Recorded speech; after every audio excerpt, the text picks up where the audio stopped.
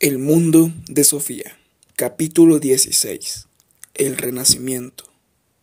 O estirpe divina vestida de humano.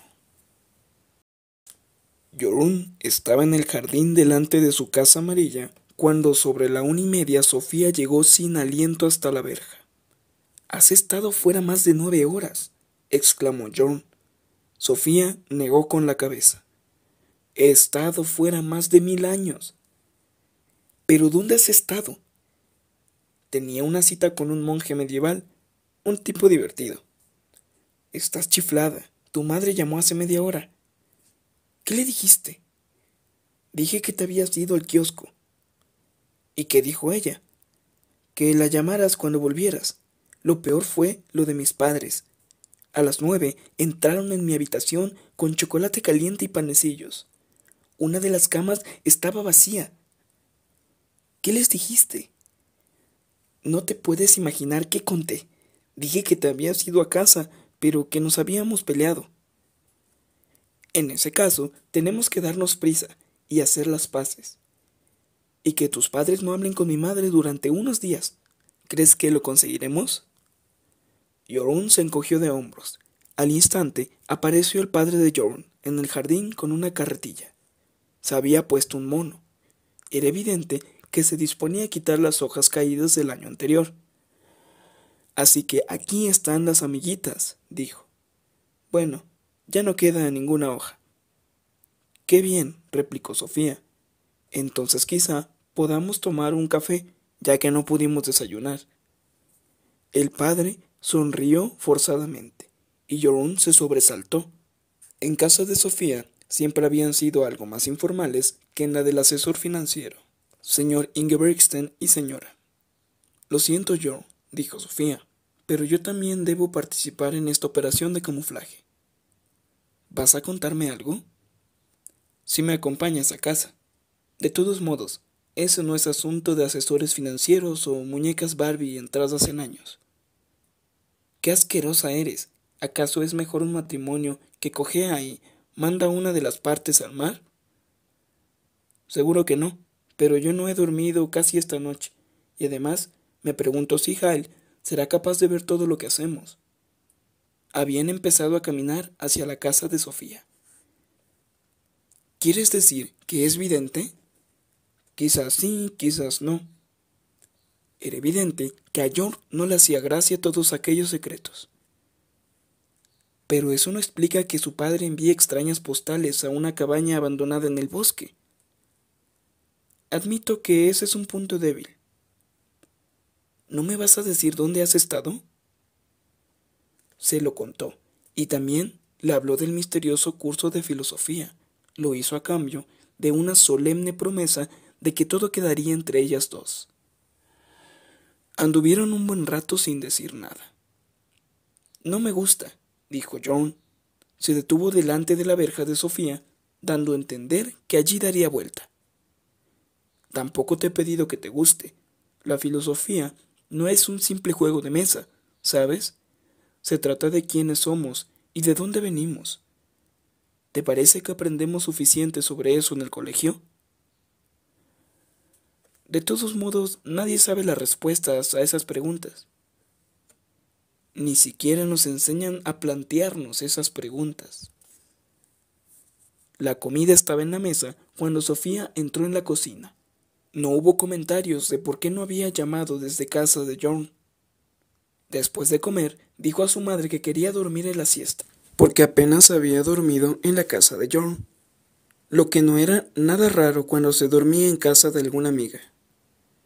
Antes de meterse en la cama, se colocó delante del gran espejo de latón que había colgado en la pared. Al principio no veía nada más que su propia cara, pálida y cansada, pero después fue como si detrás de su propia cara apareciese de pronto los contornos difusos de otra cara. Sofía respiró hondo un par de veces. No debía empezar a imaginarse cosas. Vio los nítidos contornos de su propia cara pálida, enmarcada por el pelo negro, que no se adaptaba a otro peinado que el de la propia naturaleza. Un peinado de pelo lacio. Pero debajo de ese rostro también aparecía como un espectro, la imagen de otra muchacha. De pronto, la muchacha desconocida empezó a guiñarle enérgicamente los dos ojos. Era como si quisiera dar a entender que de verdad estaba allí dentro, al otro lado. Solo duró unos segundos, luego desapareció.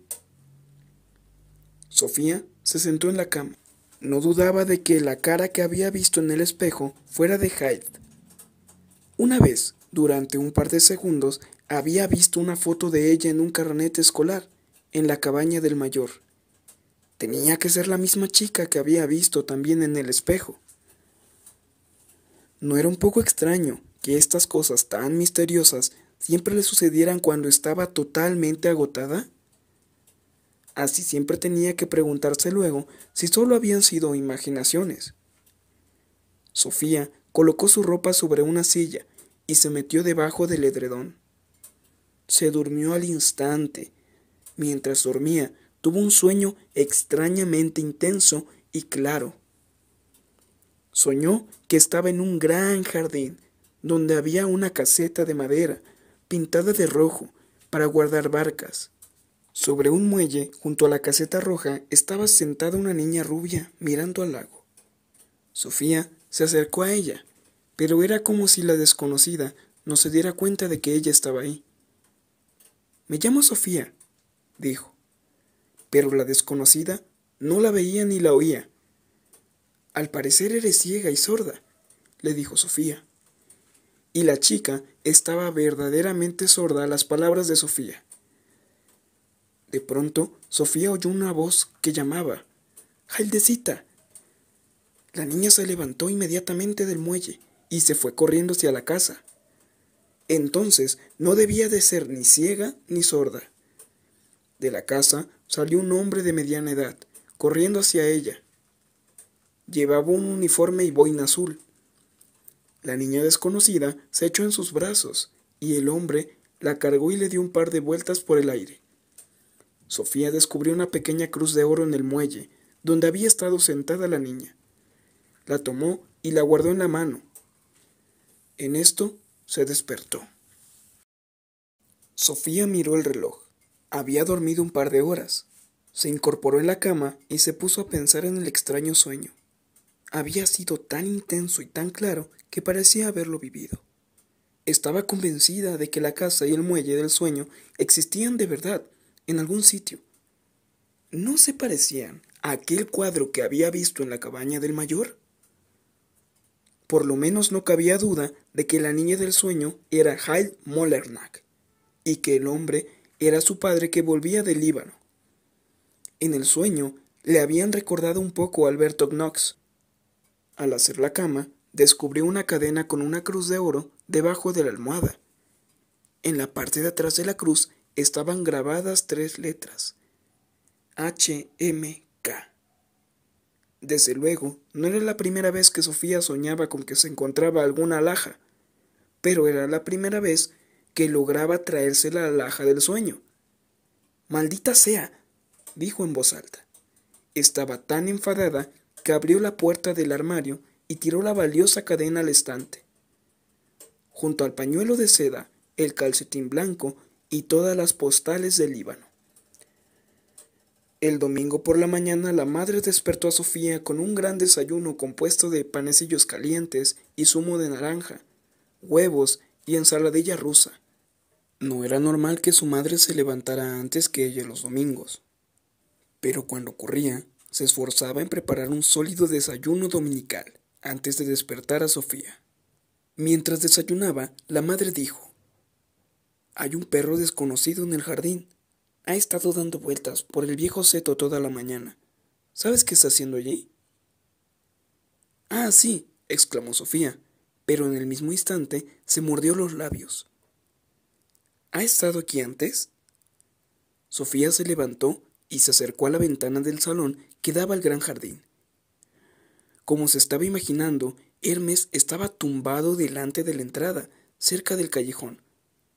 ¿Qué podía decir? La madre se colocó a su lado sin darle tiempo a pensar en una respuesta. «Has dicho que ese perro ya ha estado aquí antes». ¿Habrá enterrado un hueso aquí? Y ahora ha vuelto para recoger su tesoro. También los perros tienen memoria. Quizás sea eso, Sofía. Tú tienes más psicología que yo. Sofía pensó intensamente. Yo le acompañaré a su casa, dijo. ¿Pero sabes dónde vive? Se encogió de hombros. Tendrá un collar con las señas. Un par de minutos más tarde, Sofía estaba saliendo al jardín. Cuando Hermes la vio, fue corriendo hacia ella, moviendo alegremente la cola. Hermes, buen chico, dijo Sofía. Sabía que su madre le estaba mirando desde la ventana. Ojalá el perro no atravesara el seto, pero no, se dirigió al caminito de gravilla delante de la casa y dio un salto hacia la verja. Cuando ya había salido a la calle, Hermes seguía andando un par de metros delante de Sofía. Dieron un largo paseo por las calles de chalets. No eran los únicos que estaban dando un paseo dominical. Había familias enteras caminando, y Sofía sintió algo de envidia.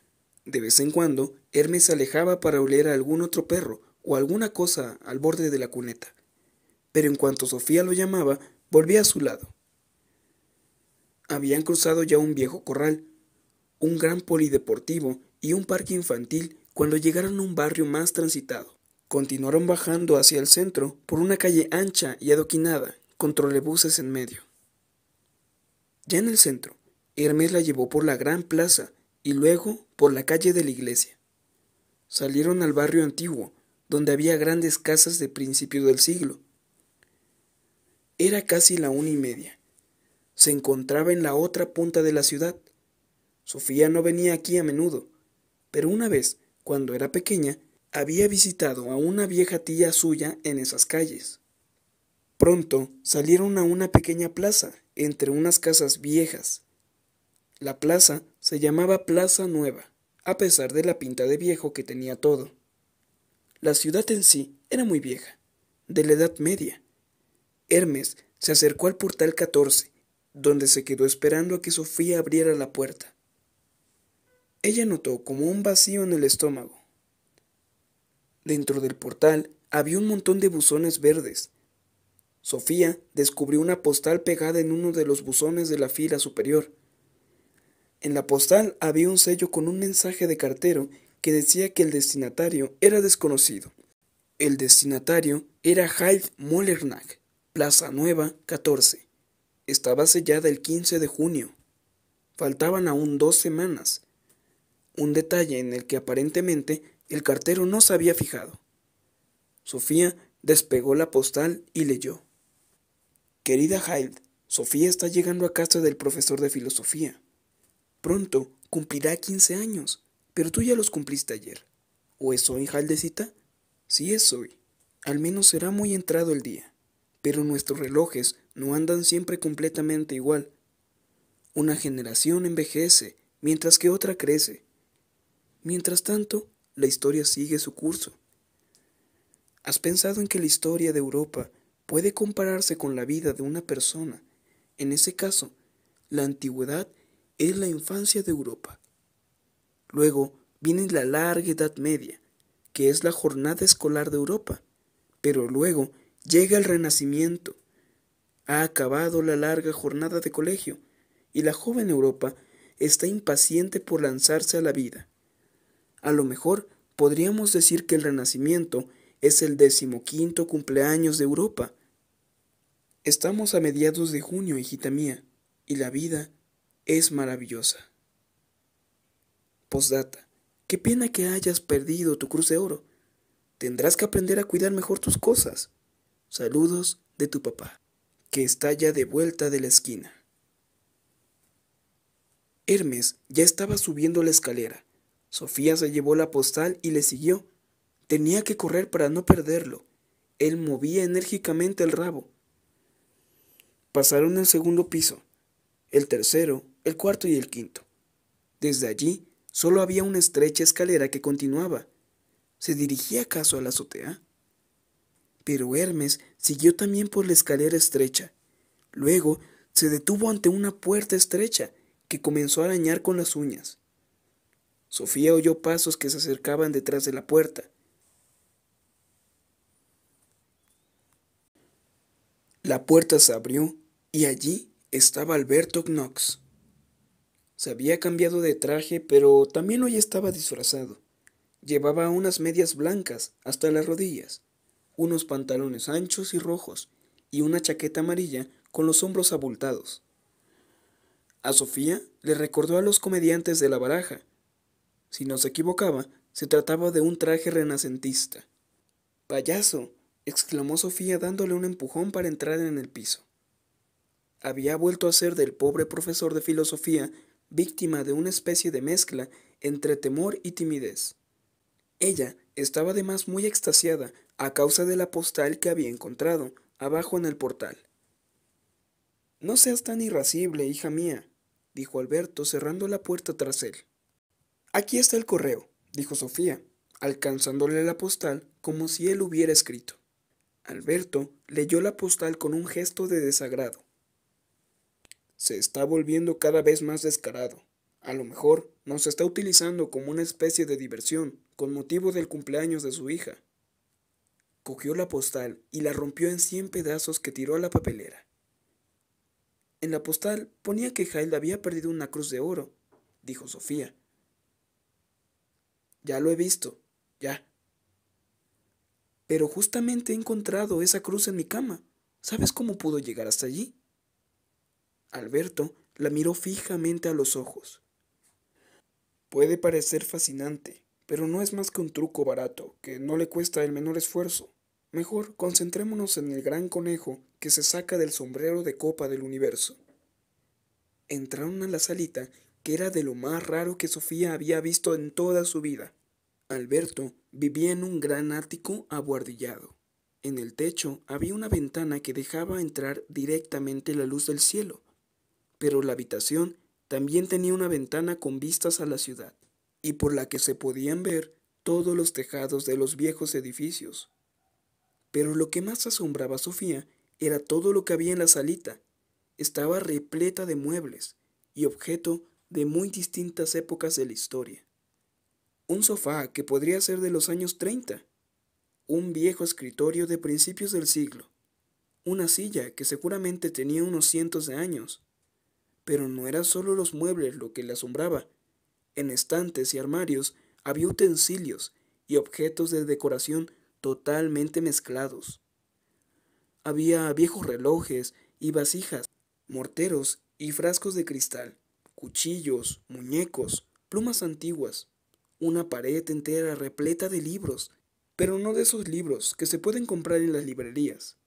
También la colección de libros era como un corte transversal a lo largo de cientos de años de producción de libros.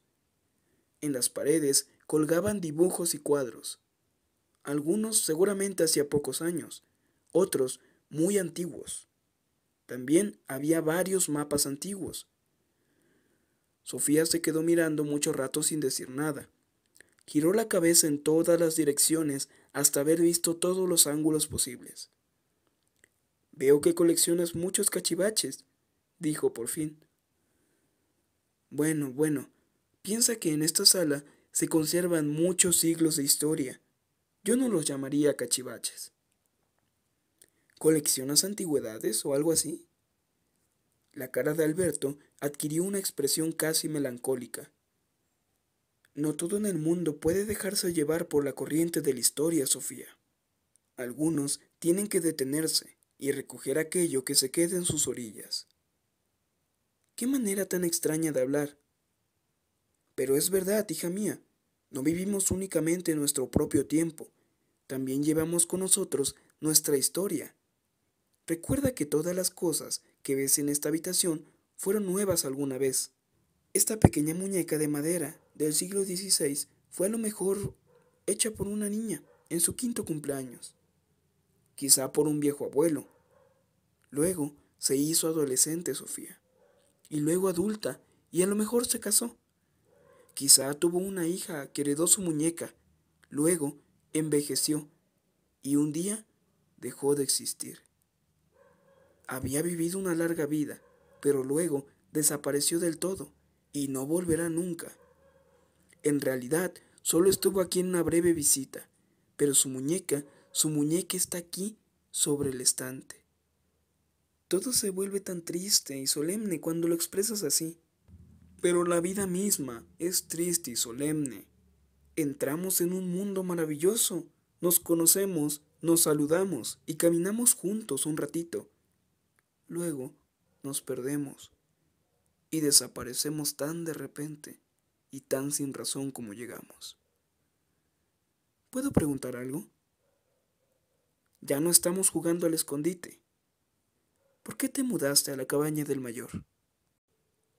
Para no vivir tan lejos el uno del otro, cuando solo nos comunicábamos por carta. Sabía que aquella cabaña estaba vacía. ¿Y simplemente te metiste? Simplemente me metí. Entonces, a lo mejor también puedes explicar cómo lo supo el padre de Hyde. Si no me equivoco, es un señor que lo sabe casi todo. De todos modos, no entiendo cómo se consigue que un cartero entregue el correo en medio de un bosque. Alberto sonrió astutamente. Incluso eso debe de ser una menudencia para el padre de Hyde. Trucos baratos, engaños vulgares. A lo mejor vivimos bajo la vigilancia más rígida del mundo. Sofía se estaba enfadando. Si algún día me encuentro con él, le sacaré los ojos. Alberto se acercó a Sofía y se sentó. Sofía le siguió y se dejó caer en un gran sillón. Solo la filosofía puede acercarnos al padre de Hyde, dijo Alberto. Hoy te hablaré del Renacimiento. De acuerdo. Pocos años después de la muerte de Santo Tomás de Aquino, la cultura unitaria cristiana empezó a gritarse. La filosofía y la ciencia se iban desprendiendo cada vez más de la teología, de la Iglesia, lo cual, por parte, contribuyó a que la fe tuviera una relación más libre con la razón. Cada vez había más voces que decían que no nos podemos acercar a Dios por medio de la razón, porque Dios es de todos modos inconcebible para el pensamiento. Lo más importante para el hombre no era comprender el misterio cristiano, sino someterse a la voluntad de Dios. Entiendo. El hecho de que la fe y la ciencia tuvieran una relación más libre entre ellas dio paso a un nuevo método científico y también a un nuevo fervor religioso. De esta manera se establecieron las bases para dos importantes cambios en los siglos XV y XVI. Me refiero al Renacimiento y a la Reforma.